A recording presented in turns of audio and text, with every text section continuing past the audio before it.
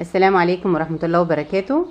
النهاردة بإذن الله هنبدأ مع بعض كورس اكسسوارات الديكوباج.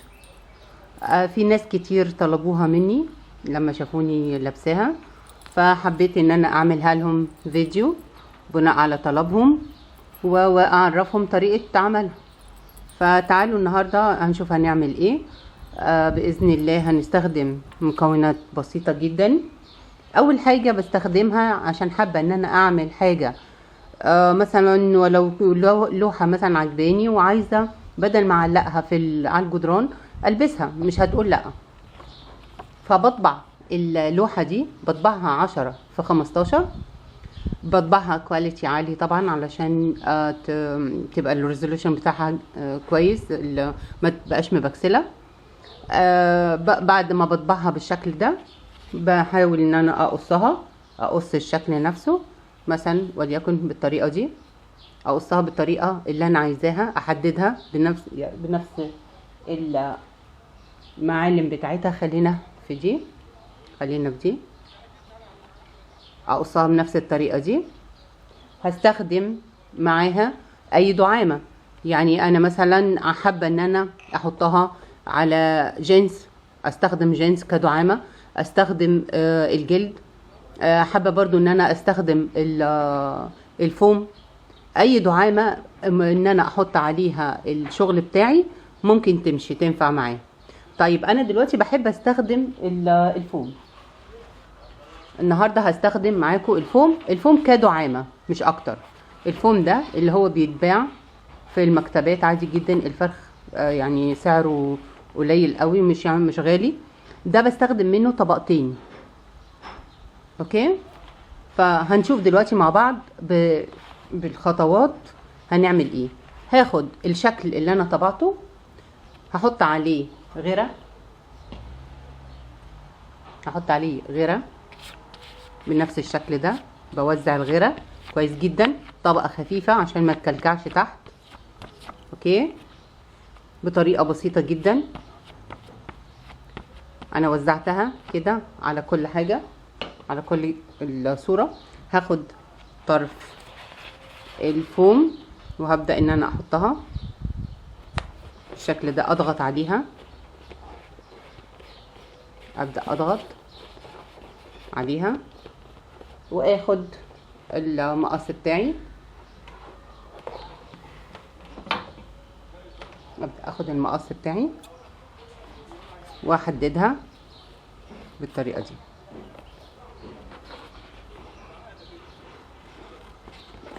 هي طريقة بسيطة جدا بس في النهاية بتطلع شكل حلو.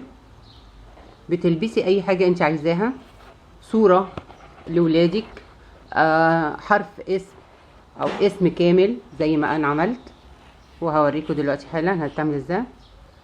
وانا ماشية طبعا بحاول قصيت بالطريقة دي، اثبتها كويس، اشيل الزوائد اللي عندي، عايزاها تكون نفس ارتفاع الصورة بالظبط. هبدأ اخد كل الزيادات اللي عندي اقصها، واكرر العملية دي تاني، ان انا احط غيرة والزقها طبقة تانية. في حاجات بتحتاج مني طبقتين وفي حاجات بتحتاج مني 3 طبقات. خلاص اوكي، هكررها تاني معاكم. باخد على طرف الفرشة الغيرة، بعمل كده، بحاول انزل عند الاطراف عشان تمسك معايا كده بالظبط، ما مليتش قوي ومش خفيف جدا، بحيث ان انا اعرف الزق الطبقة التانية. هاخد هنا وهروح لازقة الطبقة التانية بنفس الشكل ده. اوكي كده بالظبط. هاخد المقص بتاعي هكرر نفس العملية، ان انا احدد بيه. ماشي، الطريقة بسيطة جدا، بتخليكي تلبسي اي حاجة انت عايزاها. مرة ليكي مزاج تلبسي حاجة فرعوني تلبسيها، عايزة تلبسي حاجة شعبي ممكن الكفوف اهو كده بالظبط. هشيل الفوم وهبدأ برضو اعمل نفس العملية، ان انا اظبط الحروف كده بالظبط واشيل الزوائد واخليها على نفس الحرف بالظبط، لان انا هوريكم دلوقتي الحرف ده هنعمل فيه ايه. كده بالظبط. احاول ان انا ما اخدش من الورقه عشان ما لخبطش الاطار بتاعها كده. المكان اللي الاقيه مرتفع شويه اقص. انا كده خدت الشكل ده على طبقتين من الفوم، قوت لي الشكل اللي عندي، قوته شويه بحيث ان هو ما يبقاش ما يتقطعش وما يكونش خفيف، ان هو يبقى سمكه مش مظبوط. اوكي، تعالوا بقى هنشوف هنعمل ايه تاني. انا عندي الشكل ده، فانا طبعا عايزه احدد اعمل اي شغل عليه بحيث ان هو ما يدينيش شكل كده مصمت صوره. طب انا عملت ايه؟ فين بقى اللي انا عملته؟ فين الناحيه الفنيه فين؟ فانا جبت مجموعه ريليف الوان بشتغل بيها. الريليف ده سعره برضو الواحد سعره قليل مش غالي، فانا هاخد طبعا لان الغالبيه العظمى هنا عندي ذهبي، فهاخد الشكل الذهبي اشتغل بيه. اوكي، هختبره الاول اشوفه بالظبط كده. همسك الصوره في ايدي وهمسك الريليف وهبدا امشي معاها بنقط عليها بالشكل ده. النقط تكون جنب بعض متساويه. انا اللونين اللي عندي الذهبي والازرقات، فممكن استخدم برضو معاه هستخدم الازرق. انا بعمل كده ليه؟ عشان ادي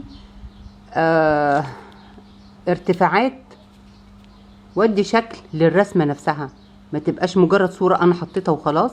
لا، انا همشي كمان الريليف ده بيحسس ان في زي كأن في فصوص محطوطه او شغل. اوكي، انا عملت كده بالظبط. هاجي عند اللي جوه ده امشي عليه. المفروض ان انا اكون ادق من كده، بس عشان القاعده بتاعتي مش مظبوطه فبتطلع لي النقط مش مظبوطه. ماشي، انا مشيت كده. النقط دي والريليف ده بيدي اضاءه حلوه قوي للصوره. خلاص، انا حابه برضو اعمل هنا عشان ما تبقاليش المساحه دي كلها فاضيه كده. يا رب يكون واضح الشكل بالطريقه دي. اوكي، انا ده عملت كده بالذهبي، يعني ممكن اعمل برضو كده اشكال. امشي هنا على الذهبي بحيث يبقى الشكل كأنه مرسوم بالظبط بالشكل ده بالظبط. خلاص، انا عندي الاطار. انا ممكن هنا ازود حاجات باللون الازرق، بس انا حابه تبقى بسيطه اكتر. همشي بقى على الاطار نفسه. طيب انا عايزه الاطار ما يبانليش حرف الصوره القص، فهاخد الريليف بس بحرص جدا وابدا اعمل نقط كده او خط عشوائي كأن في سلسله محطوطه على الطرف كده بالطريقه دي، بما فيها ان انا بخفي الشكل ده بالظبط كده.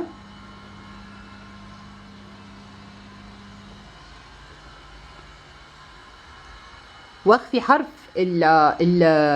الفوم. انا مش عايزه يبان لي حرف الفوم، انا عايزه افنش حاجه شغل نظيف، بحيث ان انا لو عملتها مشروع صغير ليا تمشي معايا ويبقى الفينش بتاعي حلو. انا هنا عملت الحرف ده طبعا كله هلفه بنفس الطريقه دي، وبرده هنا احاول ان انا اعمل النقط بتاعتي كده عشان تداري حرف الصورة، ما يبقاش دي شكل القص نفسه او المقص باين. هلف عليها كلها بنفس الطريقة دي، بنفس الطريقة دي. وبعدين هبدأ اخد تاني خطوة ان انا بقى ايه ازينها. طب انا عايزة ازينها مثلا كلمة عبد الله، الاسم ده طبعا بحبه جدا لانه اسم والدي الله يرحمه، فحبيت ان انا اعملها بالشكل ده واديتها هنا الشكل الفضي. بصوا من ورا بتبان لك، لازم تبان نظيفة كده والفنش بتاعها كده بالظبط. فهجيب الحلقان دي او الحلقات دي بتتباع في السوق اللي فيه الخرز والاكسسوارات، حاجة الاكسسوارز كلها. فيه بتبقى فيه الكوينز دي باحجامها. ممكن ناخد منها الذهبي، انا هاخد منها الذهبي اللي انا عملتها. في منها احجام، في منها الكبير والصغير، النحاسي والذهبي اكتر. في اشكال كتير جدا. لو انا حابه ان انا اعمل خرز اعمله. الخرز انا بخيطه لان انا بحب جدا الخيط والابره. عندي خيط بلاستيك ببدا اخيط بيه واثبت عليه من هنا كويس جدا عشان ما يفكش. وبعد ما بعمل كده لازم اديله نقطه ريليف هنا. يعني انا عملت الثقب ده بعمله بابره الكنفه بتاعتي، ابره حرفها طبعا مش مدبب عشان ما يأذيش، فببدا اعملها بمنتهى البساطه يعني والسهوله بالشكل ده كده. بعملها كده بتطلع من الناحيه التانية. هو الثقب ده اللي انا عملته هو اللي انا هركب فيه الحلقان دي، بس طبعا هعملها على مسافات متقاربه من بعض ومتساويه.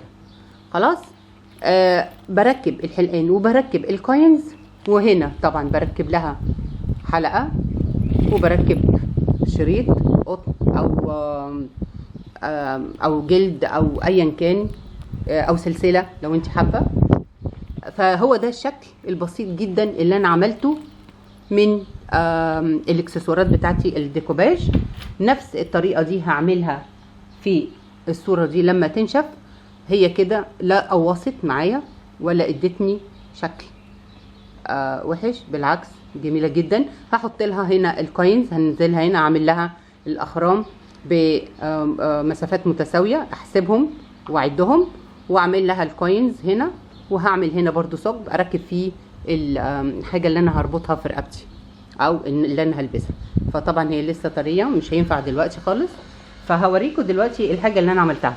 الشكل ده اللي انا عملته، حبيت ان انا البس حاجه فرعونيه في لقاء تلفزيوني فعملتها طبعتها. بس انا بحب الحاجه الكبيره شويه، يعني انا طبعي كده بحب الحاجه اللي تكون زهره منوره.